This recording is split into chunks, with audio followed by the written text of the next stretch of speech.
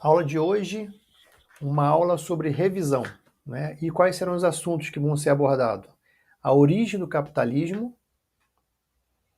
o que é o capitalismo, falar um pouquinho sobre o mercantilismo, né? A importância dele, né? Por ter sido o início, né? Do capitalismo. Vamos falar sobre as fases, né? Da Divisão Internacional do Trabalho, a DIT. Comentar rapidamente sobre a crise de 1929, né? A Grande Depressão. E também sobre a Revolução Industrial. Bora lá. Bora começar com a origem do capitalismo. O capitalismo, né, ele surgiu no final da Idade Média, né, impulsionado pela expansão do comércio, né, que abriu novos mercados, né, e pela invenção de técnicas de produção mais eficientes, né, como a manufatura, por exemplo. A ascensão da classe burguesa, formada por comerciantes, empreendedores, né, também foi crucial para o desenvolvimento do capitalismo. E essa nova classe, ela buscou propriedade privada e a participação no controle da economia, né? E a transição, né, da feudalidade, né, para o capitalismo acabou que alterou, né, as relações de trabalho, né, com o surgimento do trabalho assalariado e a diminuição do sistema feudal de servidão.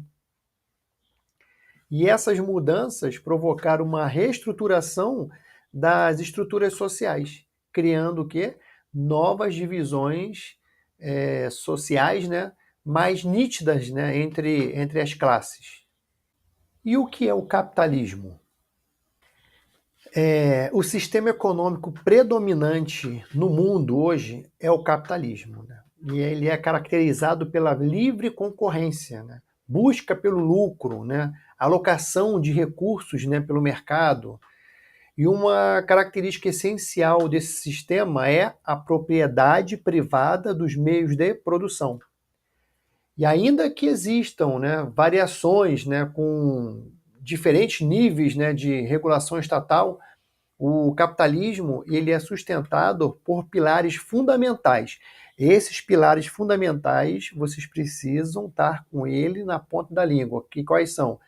Propriedade privada, a economia de mercado, a divisão de sociedades em classes, né, e a busca pelo lucro, né? Esses elementos eles impulsionam, né, a dinâmica econômica global, moldando relações de trabalho, distribuição de riqueza e políticas governamentais. A compreensão dessas bases, né, ela ajuda você a analisar os impactos do capitalismo na sociedade. E você precisa saber quais são os impactos do capitalismo na sociedade, né? E a sua influência, né, no desenvolvimento econômico de cada país. Mercantilismo. Eu quero falar sobre o mercantilismo porque ele foi o início, né, do capitalismo, né? Então, o que eu quero passar para vocês, né, relembrar? Que o mercantilismo ele foi a política econômica dos estados modernos entre os séculos XV e XVIII, né?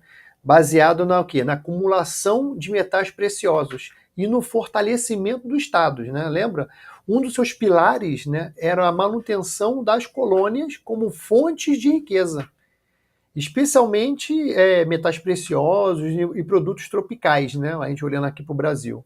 E a imposição de monopólios comerciais. O que isso quer dizer? Apenas a metrópolis podia comercializar com a colônia. Lembra? Pacto colonial.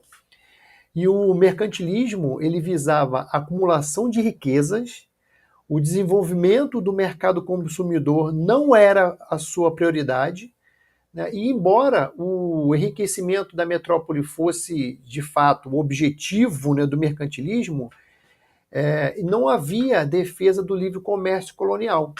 Muito pelo contrário, né? Existia o quê? Um pacto colonial. Tá? Então, vocês precisam saber, entender e lembrar, né, o que foi o mercantilismo, né, nesses detalhes aí, para entender o resto das fases do capitalismo. Vamos dar uma passeada agora na evolução da divisão internacional do trabalho, né, nas suas fases. A divisão internacional do trabalho, né, ela mudou, né, ao longo da história, né?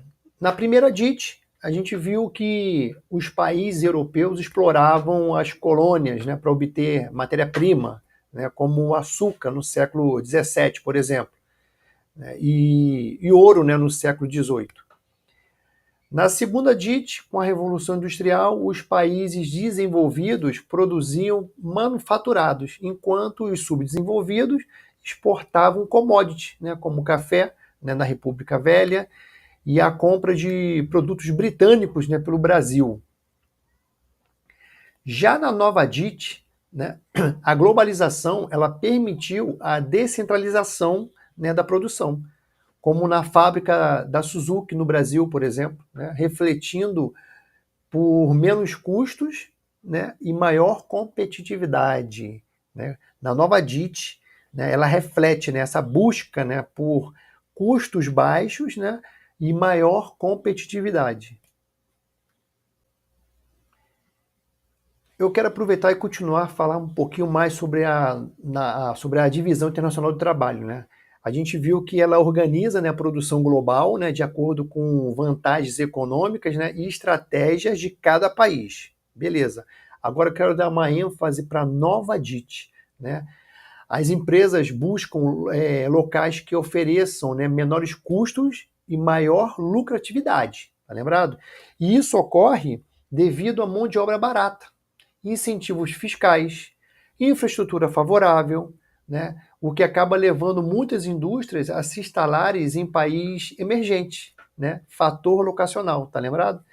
Diferente do passado, quando a produção era baseada apenas nos recursos naturais, né? Hoje, né, fatores como tecnologia, logística, acordos comerciais, eles acabam influenciando a distribuição das atividades produtivas, né?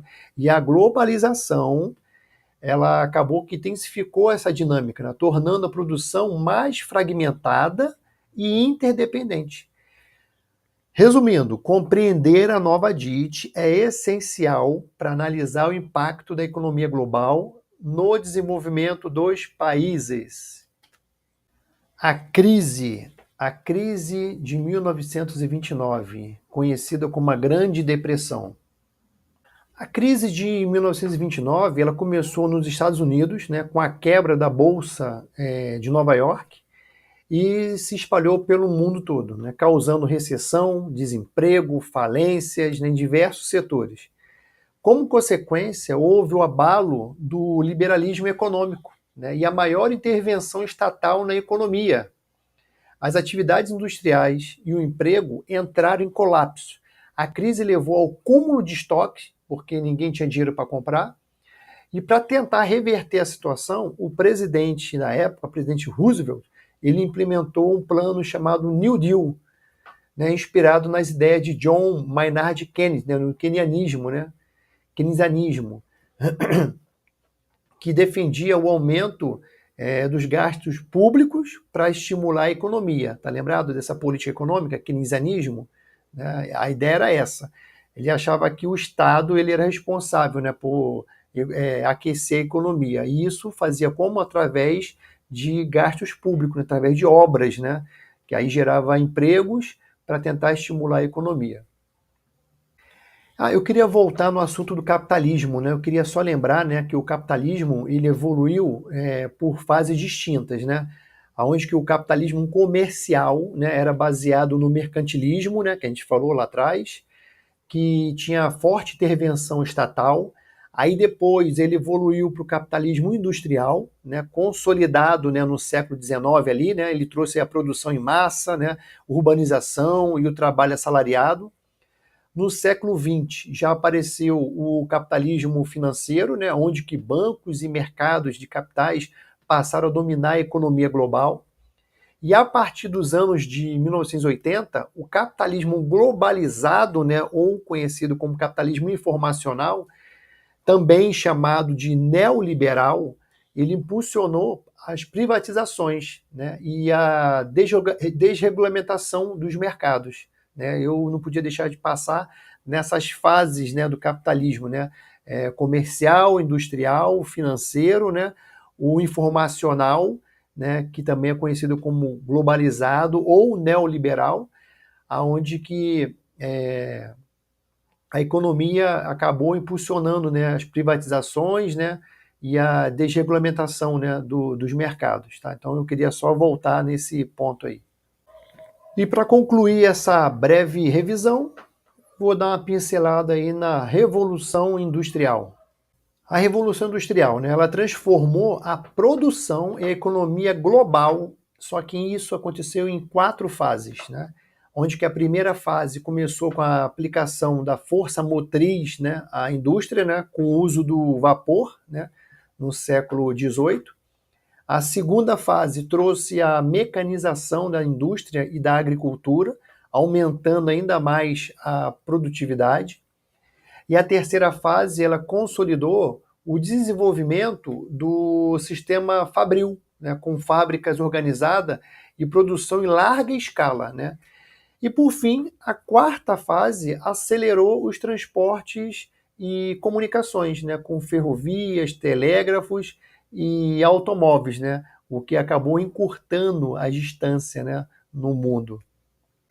E aqui eu finalizo, né, mais essa revisão, né, de um contexto aí dos nossos assuntos já abordados anteriormente, e já está no forno já próximas aulas aí, né, próximas videoaulas aí, com mais assuntos, né, e mais revisões. Aguardo você nos próximos vídeos.